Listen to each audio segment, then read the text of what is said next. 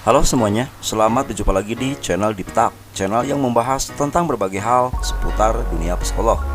Pada video kali ini, kita akan memberikan informasi untuk kalian semua tentang gejala dan juga penyebab kecanduan kerja yang mungkin saja belum kalian ketahui.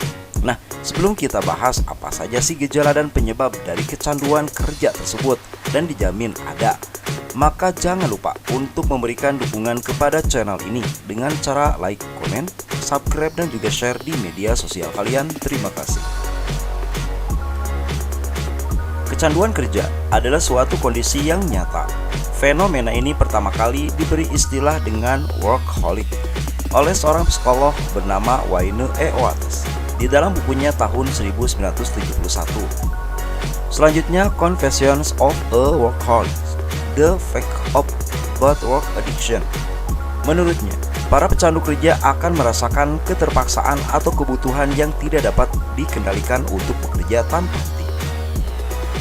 Hal tersebut sering kali berasal dari kebutuhan kompulsif untuk mencapai status dan kesuksesan, atau bisa juga untuk melepaskan diri dari tekanan emosional.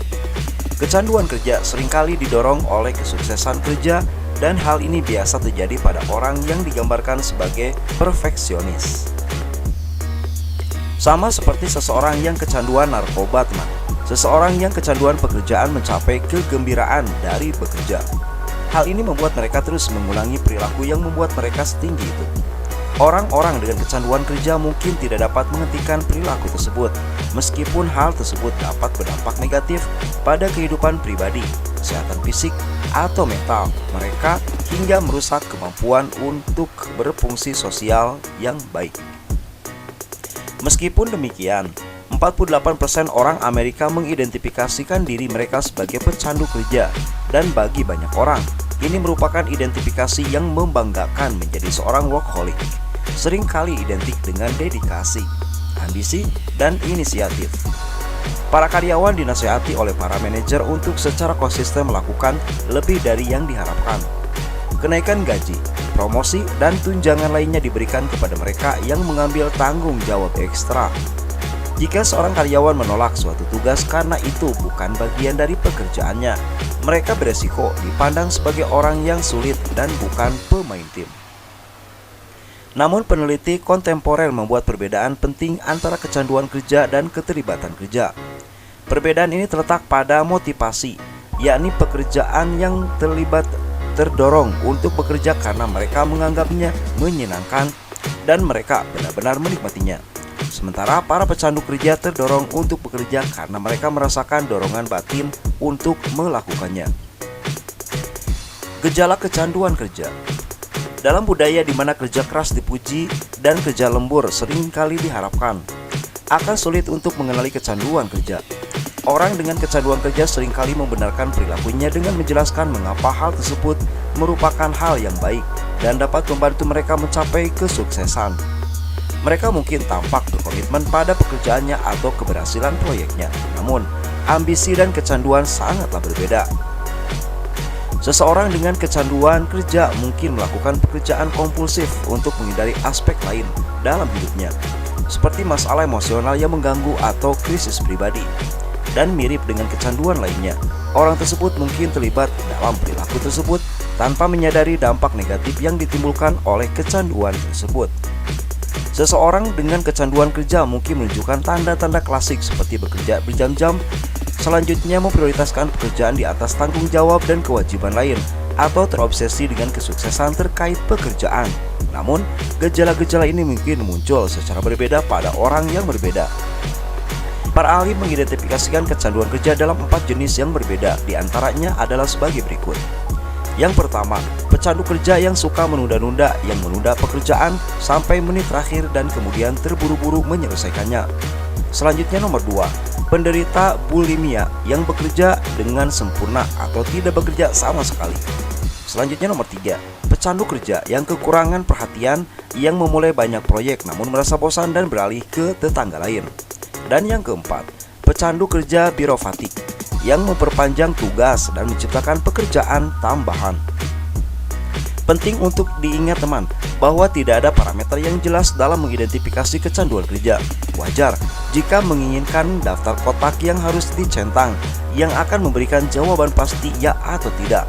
Karena kondisi seperti kecanduan jarang sekali sesederhana itu. Oleh karena itu ada beberapa hal yang dapat kalian perhatikan sebagai indikator potensial kecanduan kerja. Di antaranya bekerja berjam-jam saat tidak diperlukan, kurang tidur untuk bekerja, obsesi yang berhubungan dengan pekerjaan, paranoia dan ketakutan yang intens terhadap prestasi kerja, memburuknya hubungan dengan orang lain akibat pekerjaan, mengabaikan kesehatan dan kesejahteraan pribadi karena pekerjaan, dan yang terakhir hilangnya peristiwa atau pencapaian penting karena pekerjaan. Lalu kita beralih pada pembahasan kedua, yaitu penyebab kecanduan kerja.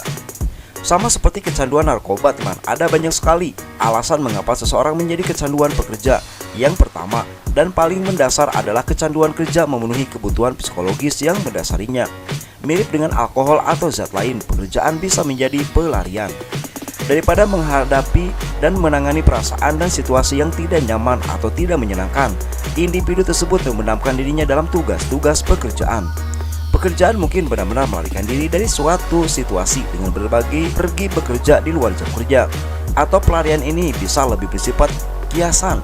Ini mungkin alih-alih memperhatikan dinamika keluarga atau pribadi, mereka memikirkan topik-topik yang berhubungan dengan pekerjaan.